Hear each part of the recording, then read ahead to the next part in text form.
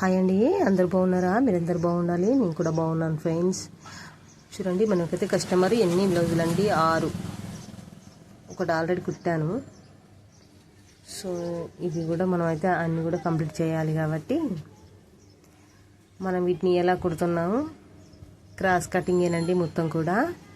మనకైతే ఆది బ్లౌజ్ ఇచ్చారు, ఇంకా దాంతోనే చక్కగా కటింగ్ అనేది చేసుకుంటే సరిపోతుంది. సో ఎంత ఈజీ ప్రాసెస్లో ఉంటుందో మీరైతే కటింగ్ అయితే చూసేయండి.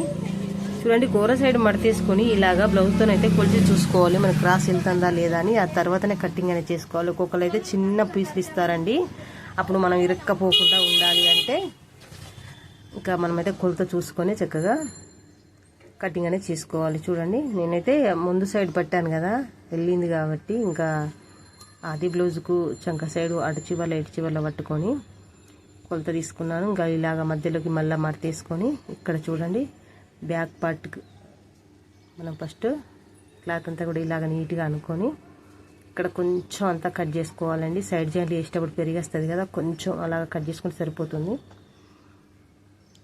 చూడండి, మనమైతే బ్యాక్ పార్ట్ కొలుచుకోవాలి. First water తాగానండి.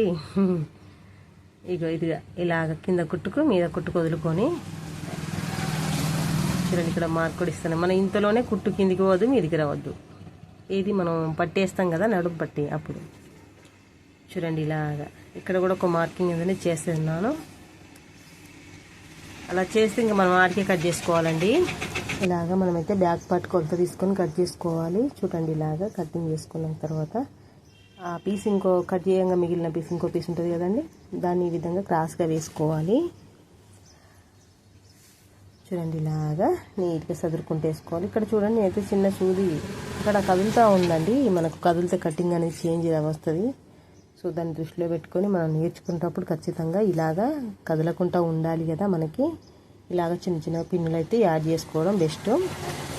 మనకైతే డ్యామేజ్ అయిన సూదులు ఉన్నాయి కాబట్టి నేను దీనికైతే ఉపయోగించానండి. చూడండి, మనమైతే బాడీ వెనక పార్ట్ కంటే ఎక్స్ట్రా ఉన్న క్లాత్ అంతా కూడా కట్ చేసుకోవాలి. ఇలాగా చూడండి, ఇలా ఎక్స్ట్రా ఉన్నది షేప్ బెల్ట్ కూడా తీసేసాను. చూడండి, ఫస్ట్ 3 ఇంచులు ఎండింగ్ 2 ఇంచులు పెట్టుకుంటే సరిపోతుంది. ఇక్కడ చూడండి, కప్పు కొలిసాను, మళ్ళీ ముందు గల్ల కూడా కొలుస్తున్నాను. ఇలాగా చూడండి రౌండ్.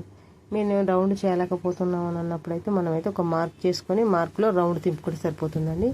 ఇది వెనక గల్ల కూడా మనం కింద రౌండ్ ఎక్కువ చేసుకోవాలి. ఇలాగంతా కూడా చూడండి ఇలాగా చేసేసుకోవాలి. ఇక్కడ చూడండి, కొంచెం మనం ఎక్కడెక్కడ సదురు పెట్టుకొని కటింగ్ అనేది చేసుకోవాలి. కొంచెం వెడల్పు తక్కువ అయింది, నేను సరి చేశానండి. ఇలా చేసుకోవచ్చు.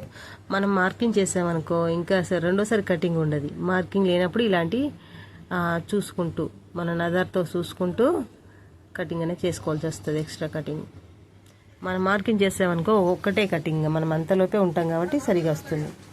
చూడండి, ఇలాగా చంక డౌన్ అయితే తీసేసాము. ఇంకా మనం కర్వ్ అనేది కూడా తిప్పేసుకోవాలి. ఈ విధంగా ఇలాగా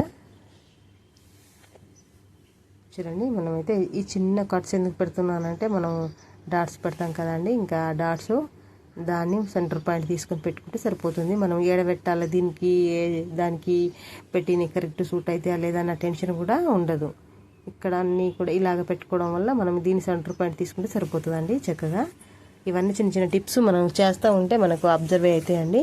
మనం అన్నీ కూడా నీట్గా చేయగలుగుతాము. ఇక చూడండి, బ్లౌజ్ ఇదైతే కటింగ్ అనేది అయిపోయింది. మనం ఇప్పుడు హ్యాండ్స్ కట్ చేసుకోవాలి. బ్యాక్ పార్ట్ ఇది అండి, మనకు నెక్ ఎలా వచ్చింది. మనమైతే ఆది బ్లౌజ్ అంతే కుట్టాలి. కటింగ్ అనేది ఆది బ్లౌజ్ అంతేనండి, వాళ్ళు అంతే కుట్టమన్నారు, అంతే కటింగ్ అయితే చేయాలి మనం. చూడండి, ఇలాగా ఇంతేనండి, ఏమీ లేదు, చాలా సింపుల్గా మీకైతే. చూడండి, ఇలాగా హ్యాండ్స్ కూడా మనమైతే నీట్గా ఇలాగ మడతేసుకొని ఈ హ్యాండ్స్ ఇంకా మనమైతే ఎడదిక్కు వెళ్తే అడిదిక్కే సరిగా చేసుకొని కటింగ్ అనేది చేసుకోవాలండి.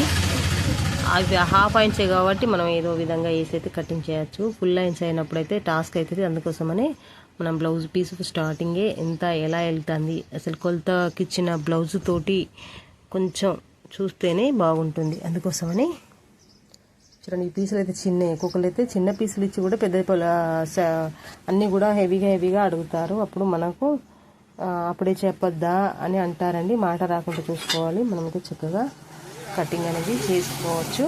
ఫస్ట్ చూసుకుంటే చూడండి, ఇక హాఫ్ ఇంచే కాబట్టి ఇంకా ఎడదిక్కేసుకునైనా కూడా మనమైతే నీట్గా హ్యాండ్స్ తీసి